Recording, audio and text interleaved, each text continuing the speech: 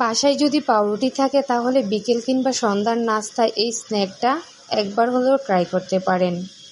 এটা ভিতর দিকে এতটাই ক্রিমি আর ক্রিসপি, যাকে একবার বানিয়ে খাওয়াবেন সে আবার খেতে চাইবে। যাই হোক, এখন আমরা মূল উপকরণে চলে যাব। তার জন্য একটা পাত্রের মধ্যে 2টা ডিম ভেঙে নিয়ে নিব। এখন তার মধ্যে অ্যাড করব স্বাদ মতো লবণ, শুকনো মরিচের গুঁড়া। এখন এটাকে ডিমটা ভালো করে ঘুটে নিয়ে নিতে হবে। নিয়ে এটাকে একটা সাইডে রেখে দিব। এখন পাউরুটির পিসটাকে মাঝখান থেকে কেটে নিব। এখন চুলার মধ্যে একটা প্যান বসিয়ে দিব। দিয়ে তার মধ্যে তেল দিয়ে তেলটাকে সুন্দর করে প্যানের মধ্যে ছড়িয়ে নিব। এখন কেটে রাখা পাউরুটির এক একটা পিস সুন্দর করে প্যানের মধ্যে সাজিয়ে নিব।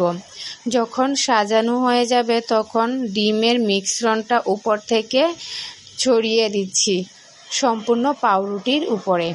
ভিডিওটি দেখতে দেখতে ভালো লাগলে একটা লাইক, কমেন্ট আর শেয়ার দিয়ে পাশে থাকবেন, যাতে এরকম সুন্দর সুন্দর ভিডিও দেখতে পারেন। যখন এক পাশ হয়ে যাবে এখন উল্টিয়ে নিব।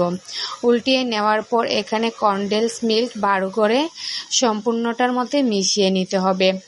যখন কনডেন্স মিল্কটা মিশানো হয়ে যাবে তখন তার সাথে অ্যাড করে নিব কেটে রাখা টমেটো আর পেঁয়াজ আর টমেটো দিয়ে সুন্দর করে 2টো স্লাইস সাজিয়ে এখন 2টো পাশ থেকে আবার ভাঁজ করে নিয়ে নিব।